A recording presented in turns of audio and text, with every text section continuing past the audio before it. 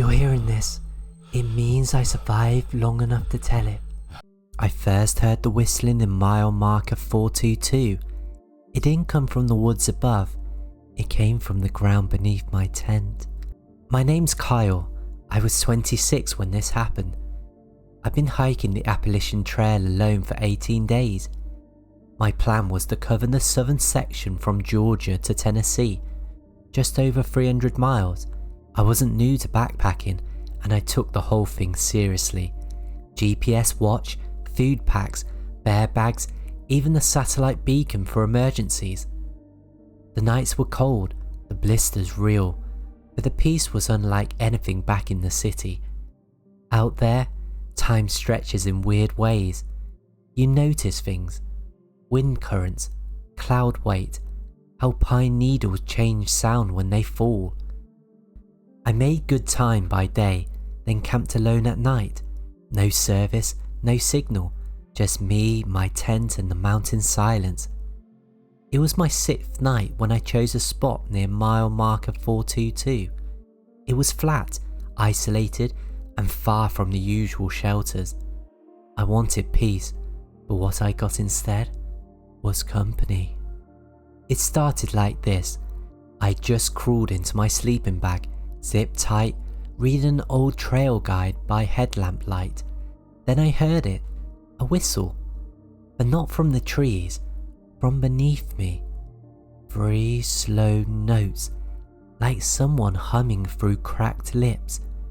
It reverberated through the dirt, subtle, muffled, like someone buried alive while exhaling upwards. I froze. You ever hear a sound that doesn't belong to any part of nature, you know? That was it. I pressed my ear to the tent floor. The noise had stopped. I told myself it was nothing, the wind, a pipe dream. And then, as I rolled onto my side, I felt pressure under my back, like the ground had slightly pushed upwards, like something had shifted. I didn't sleep well that night, and the next morning I packed fast. Something about the clearing felt wrong. The way the trees angled inwards, the silence of the birds, the absence of prints, no animal tracks, no bugs, but mine weren't the only boot prints anymore. Next to where my tent had been, parallel to my own, I saw a new trail of shallow indents, fresh, human-sized, but deeper at the heel, no tread, like someone had stood, then dragged.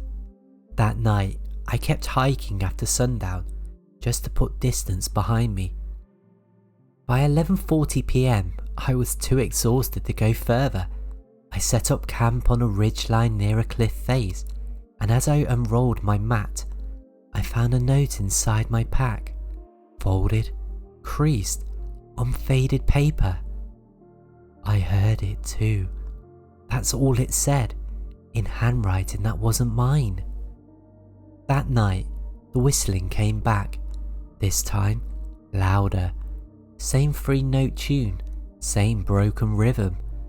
But now it wasn't muffled, now it was close. Not under the ground, but at the edge of the cliff. I unzipped the tent slowly, cold air rushed in, and standing maybe 30 feet away, not moving, not speaking, but staring right at me, was a man. No pack, no gear, no shoes. Just a dark coat, long and dirty, like he'd clawed through the rock to get there. His mouth was pulsed, he whistled once more, then turned and walked straight off the cliff. I radioed for help at sunrise, used my beacon, waited 6 hours. I got a message back from the park services. No reports, no missing hikers, no recent deaths. They told me I was likely sleep deprived, maybe even hallucinating, but the cliff had a ledge, right? Maybe he survived. I checked. There was no ledge, only one thing at the bottom, a hole. A vertical opening maybe 3 feet wide, like a bore shaft, natural but deep, and at the edge, a boot print pressed hard into the mud, toes facing inwards like someone had jumped. 2 days later, I reached Shelter 42, a halfway rest cabin used by thru hikers. It had a logbook inside. Most entries were cheerful. March 20th, 12 miles today, feet ache, 18 Fahrenheit but bear free. March 21, met hikers from Maine, shared whiskey. But then I saw a page near the back, torn and damp. In faint pencil, someone had scrawled. I heard it under my tent. I saw him at the cliffs. It follows the loners. It doesn't walk. It burrows. Then, the whistling only stops when you speak its name, but I don't know it. The next 3 pages had been torn out. I stayed with a small group of hikers for 2 nights after that. Safety in numbers. I didn't mention what I'd seen, but on night 10, I heard the whistle again, even surrounded by others. Same 3 notes, same rhythm. And when I opened my tent flap to check, everyone else was asleep. But one man, the guy from the previous night, Kevin, was standing barefoot in the middle of the clearing, eyes closed, mouth open, and whistling. The same tune. I called his name. Nothing. I grabbed his shoulder. He jerked awake, like from a trance. He had no idea he even left his tent. That morning, we found new signs in the trees. White blazes, normally used to mark the Appalachian Trail, had been scratched out, replaced with symbols, circles within circles, 3 dashes, spiral marks made with what looked like charcoal or blood. Only I noticed them. Only I felt the air shift when I passed. And at the next trail fork, there was a mirror nailed to a tree. A pocket mirror, small, weather-worn, with something written in the corner in Sharpie. It wears your shape if you leave your body too long. 3 days later, I reached a cave off the main trail. I was trying to avoid it. I really was. But something drew me towards it. It wasn't on any map, but I knew it was where the man had jumped. The hole at the cliff base. It led here. Inside, darkness, shallow water, old bones, and a wall of scratched messages. Don't sleep on soft earth. It watches from below. It's always been here. I turned to leave, and then I heard my own voice, whispering, "You shouldn't have come back." I ran, hard, but I wasn't alone anymore. The whistling chased me, echoed between stone walls. I reached the surface panting, lungs torn open by the cold air. But when I checked my tent that night, there were 2 sleeping bags, both zipped, both warm, and both had muddy footprints inside. Only one was mine. The other, still zipped, still warm, and empty. They never found me. They found someone who looked like me, wearing my coat, carrying my gear. But it wasn't me. I'm still out here, still hearing the whistle, still trying to remember what name I said to make it stop. Because ever since that night, when I breathe in too deep, I whistle. If you made it this far, maybe you're not like the others. Hit subscribe and I'll keep the stories coming. I thought it was a mapped rest shelter on the Appalachian Trail, but when I stepped inside, the food was already warm. I'd been hiking solo for 12 days when I found cabin 13. The plan was simple: take 6 weeks off work, clear my head, and hike the AT in stretches. I was carrying 38 pounds of gear, a GoPro clipped to my chest, and a digital topo map preloaded with shelters and water refill points. It was mid-April, chilly but beautiful. The fog rolled in soft some mornings like a whisper. My phone didn't work this deep into the Smokies, and I liked it that way. The trail was quiet. Eerily so. Not many through hikers yet this season, and I hadn't seen another person in nearly 2 days. My legs ached, my rations were low, and when I saw the "shelter ahead" sign carved into a blackened post, I felt relieved. Only, I didn't remember this stop from the maps. A narrow offshoot trailed through dense pine and mist. I followed it down into a shallow hollow, and there it was. A single-room cabin. Shingled roof, small chimney, a porch with a rocking chair that creaked softly in the wind. No signage, no marker, but I was exhausted and it looked inviting. That's when I noticed the number carved above the doorframe, 13. The door was slightly ajar. I pushed it open. The hinges groaned and the smell hit me immediately. Wood smoke, pine, and something else, like stew. I stepped inside cautiously. The interior was strangely intact. A bedroll was neatly made in the far corner. A pot simmered gently on an iron stove in the centre. No one was inside. I called out, "Hello?" Nothing. Maybe a ranger outpost, an old hunter's shack. I wanted to believe that, but something didn't sit right. I set down my pack, glanced around again, and I found something even stranger. A second pair of boots, dry, upright, by the door. They weren't mine. I backed out, heart thudding, but no one came. I waited, 10 minutes, then 20. The food in the pot was still hot. There was no radio, no power, no obvious signs anyone had been inside recently, and yet there was warmth, and that's when I noticed the journal. It was leather-bound, dusty, but not old. Inside were entries from someone named Ben, just dates and brief logs. Day 3, saw bear tracks. Day 5, heard whistling again, came from the trees. Day 8, shelter ahead. Finally, I flipped it to the last page.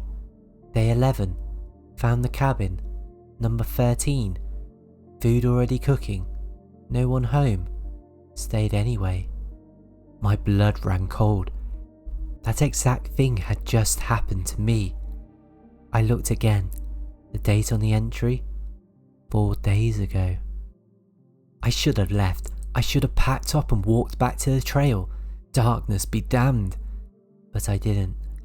I rationed the stew, rolled out my mat, and settled in as the sun dipped behind the trees. The wind moaned outside. A branch tapped against the window rhythmically. I turned off my headlamp and tried to sleep. At 2:14 a.m, I woke up.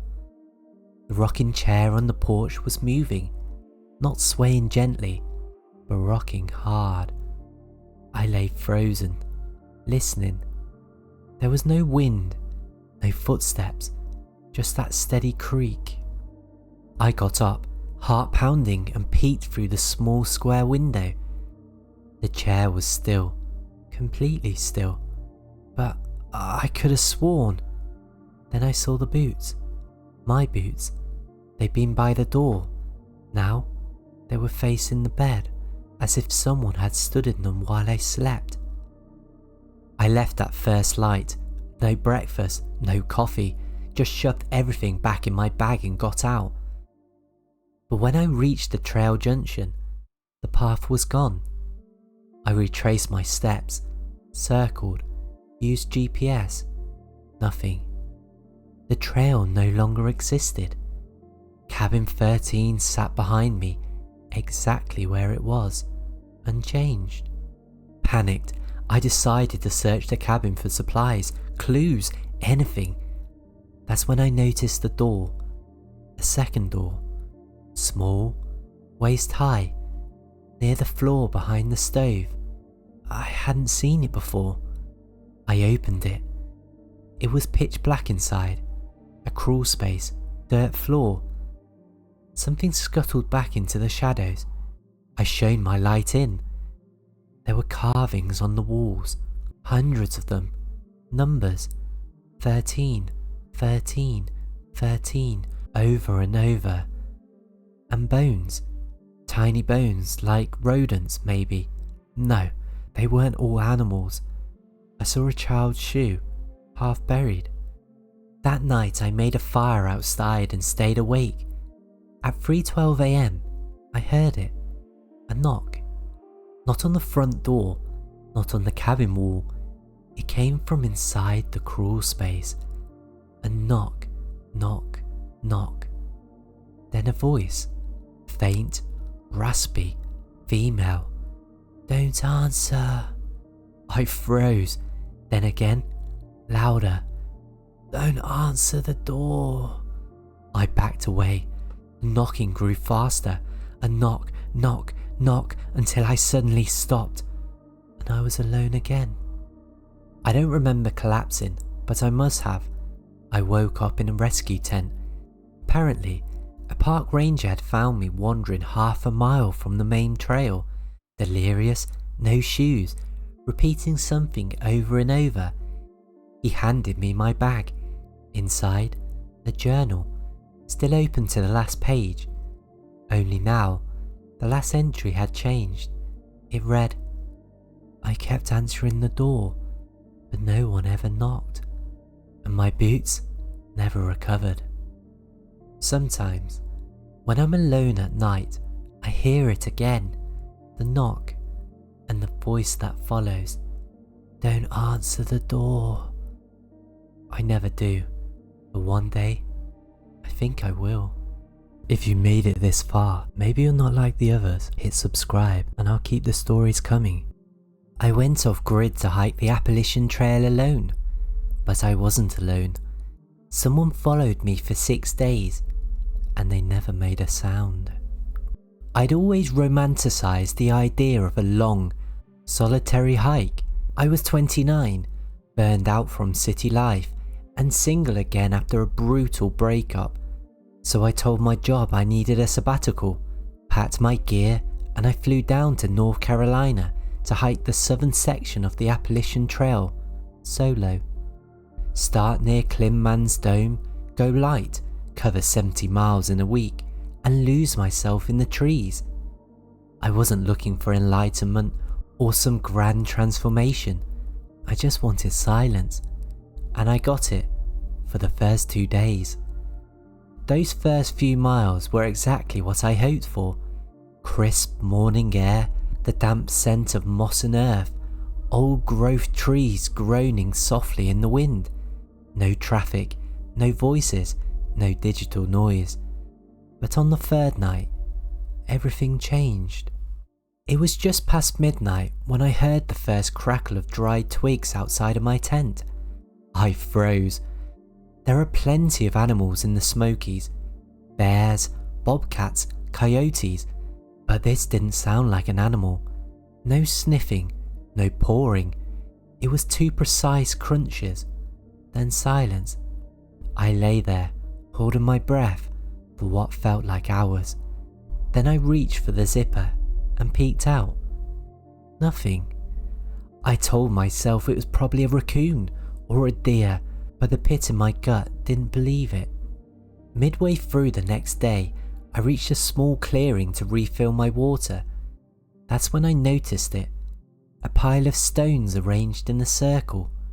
5 stones, each balanced perfectly on the next, like a crude totem.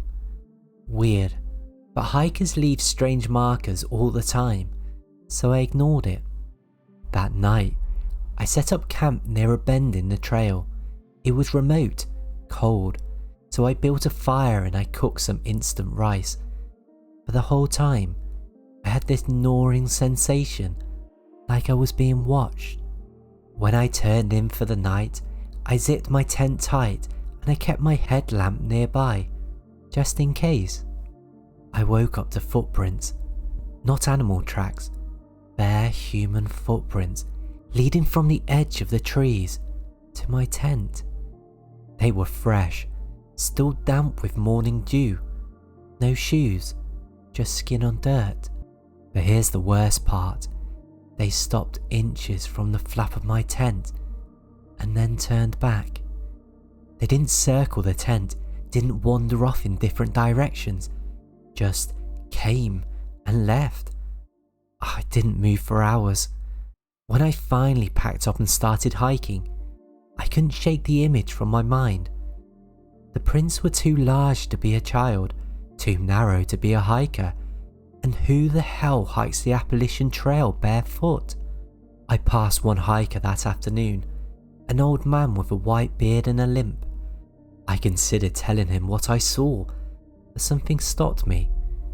He gave me a long, hollow look as we passed, like he already knew. That night, I skipped camping and headed straight to one of the old trail shelters. 3 walls and a roof, usually with a fire ring and a log bench outside. When I got there, it looked abandoned, like no one had stayed in it for years. Moss covered the stone, the logbook was gone, but there were fresh scratches in the wooden beams, long, carved gouges like fingernails. I didn't sleep that night. Around 2 a.m, I heard whistling, low, rhythmic, coming from somewhere deep into the forest. And I swear to you, I recognised the tune. It was a lullaby my mum used to hum when I was little. Something I hadn't heard since I was 8 years old. That broke me. I curled up in my sleeping bag, my knife in hand, tears stinging my eyes. Not from fear, but from confusion. Who the hell was out there? How did they know that melody? I didn't sleep at all.